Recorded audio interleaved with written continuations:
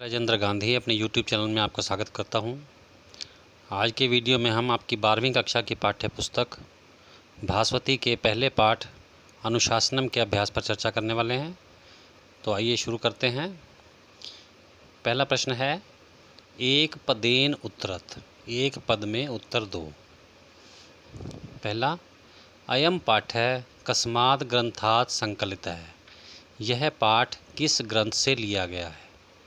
उत्तर, तैत्तिरीय उपनिषद है, तैत्तिरीय उपनिषद से। अगला, सत्यात् किम न कर्तव्यम, सत्य से क्या नहीं करना चाहिए। उत्तर, न प्रमदितव्यम, आलस्य नहीं करना चाहिए, सत्य बोलने में आलस्य नहीं करना चाहिए। अगला, आचार्य है कम अनुशास्ति, आचार्य किसको उपदेश देता है। उत्तर, अंतेवासिनम, शिष्यों को। अंतेवासिनम का अर्थ होता है जो गुरु के पास रहता है, अर्थात शिष्य।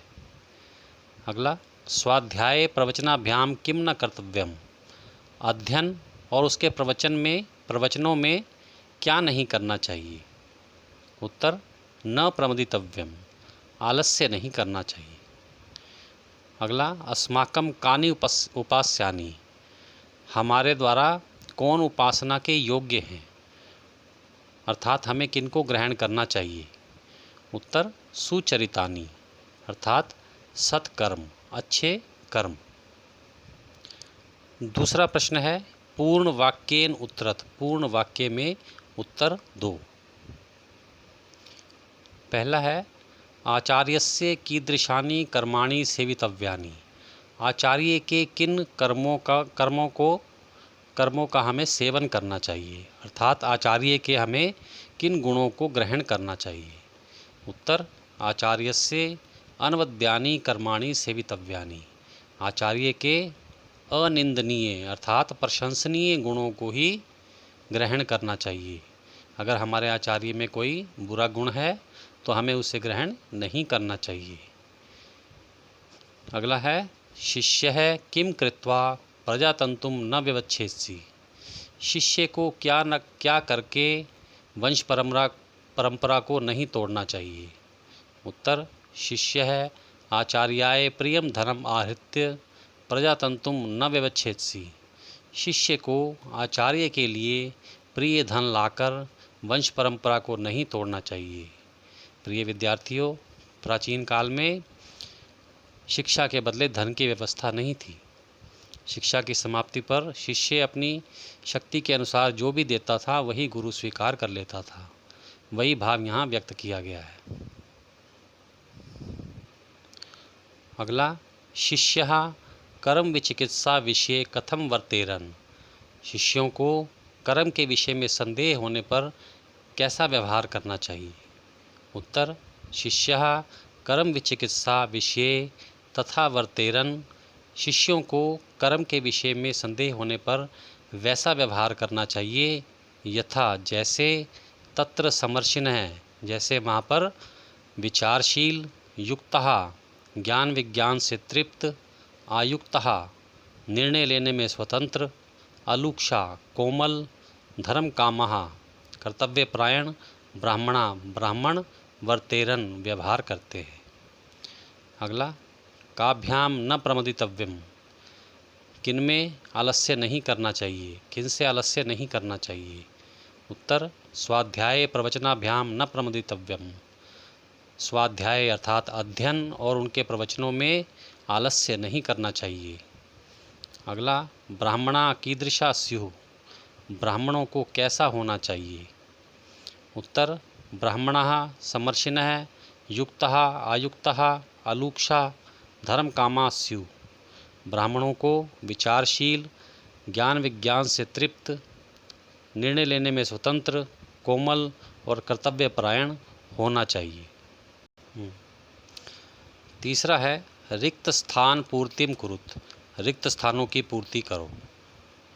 पहला, वेदम अनुच्य आचार्यो अंतेवासिनम अनुशास्ति, वेदों को पढ़ाकर आचार्य शिष्यों को उपदेश देता है।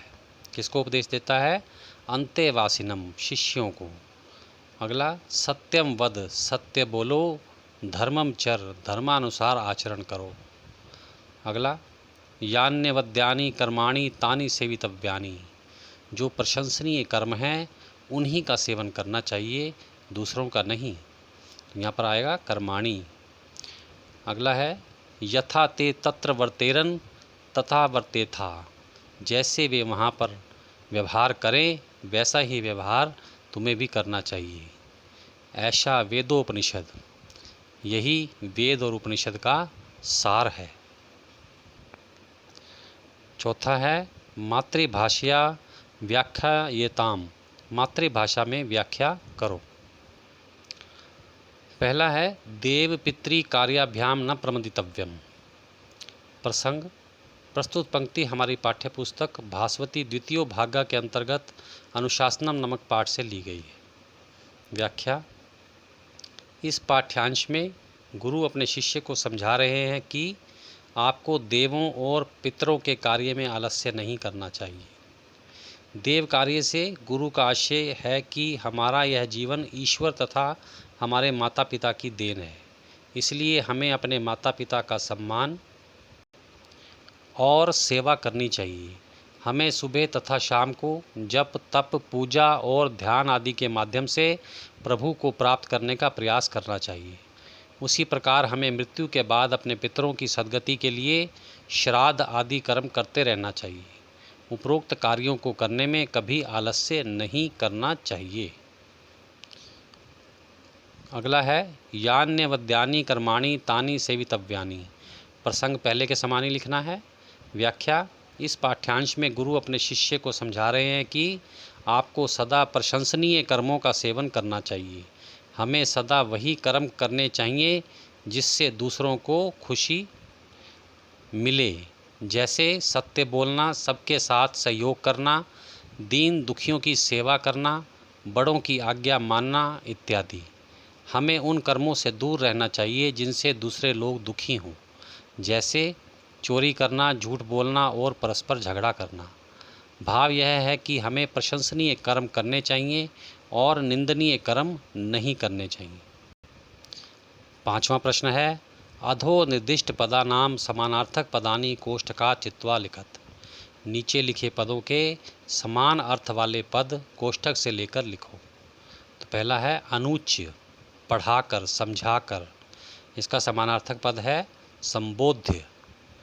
अगला, संविदा, सद्भावना, समानार्थक पद सद्भावनया। हृया, शर्म से, समानार्थक लज्जया।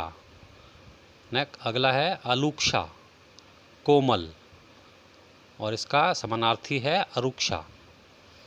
अगला, उपास्यम, उपासना करने योग्य, ग्रहण करने योग्य, इसका समानार्थक पद है अनुपालनीयम। छठा प्रश्न है, विपरीतार्थक पदई योज्यत। विपरीतार्थक अर्थात उल्टे पदों के साथ जोड़ो। जैसे पहला है, सत्यम, सत्य, इसका विपरीत पद कौन सा होगा? असत्यम, असत्य। धर्मम, धर्म, अधर्मम, अधर्म।